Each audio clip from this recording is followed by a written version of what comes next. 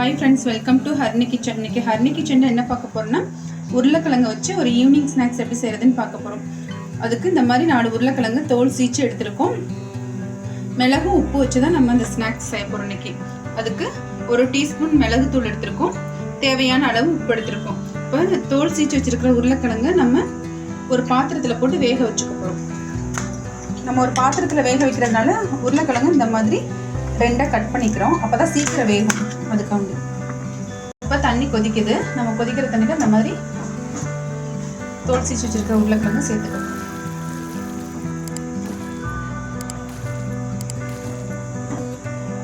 இது கொஞ்சம் நேரம் இப்படி வேகட்டும். உருளைக்கிழங்கு நல்லா வெந்துருச்சு. ரொம்ப வேகக்கூடாது, மீடியமாக தான் வேகணும். இப்போ இந்த மாதிரி நம்ம பெரிய பல்ல இருக்கிறதுல உருளைக்கிழங்கு இந்த மாதிரி சீச்சுக்கணும். கேரட் சீக்கிற மாதிரி சீச்சுக்கணும். இந்த மாதிரி நம்ம உருளைக்கிழங்கு சீச்சு எடுத்து வச்சுருக்கோம். கேரட் சீக்கிர மாதிரி சீச்சு எடுத்து வச்சுருக்கோம். அது கூட நம்ம எடுத்து வச்சுருக்கிற 1 டீஸ்பூன் மிளகுத்தூள், தேவையான அளவு உப்பு. உப்பு அளவாகவே இருக்கட்டும், அப்போ தான் நல்லா இருக்கும். இப்போ இதை நல்லா நம்ம மிக்ஸ் பண்ணிக்கணும். கொஞ்சமாக எடுத்து நமக்கு என்ன ஷேப் வேணுமோ அந்த மாதிரி அந்த ஷேப்பை நம்ம செஞ்சுக்கிறோம். செஞ்சு இந்த மாதிரி வச்சுருக்கோம். ரவுண்ட் ஷேப் வேணாலும் ரவுண்ட் ஷேப்பையும் செஞ்சுக்கலாம். ரொம்ப அழுத்தி செய்யக்கூடாது, மெதுவாக லைட்டாக இந்த மாதிரி செஞ்சுக்கணும். இந்த மாதிரி உருட்டி வச்சுருக்கோம்.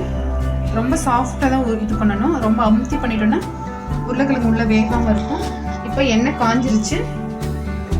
இப்போ நம்ம ஒன்றா போட்டு பொரிச்சு எடுக்க போகிறோம்.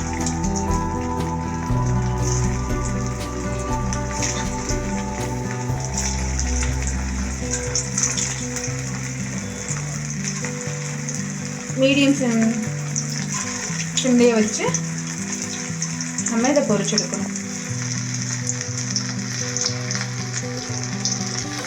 அது அப்படியே லைட்டாக திருப்பி விடும்.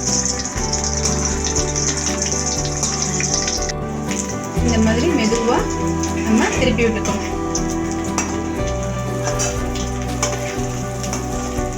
நல்லா கோல்டன் கலரில் வர வரைக்கும் நம்ம வேக வைக்கணும். இப்போ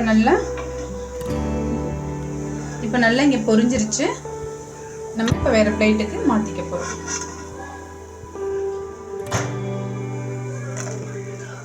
நம்ம அதே மாதிரி மீதம் இருக்கிற எல்லா பொட்டேட்டோ பால்ஸையும் போட்டு நம்ம பொரிச்சு எடுத்துக்கிட்டோம்.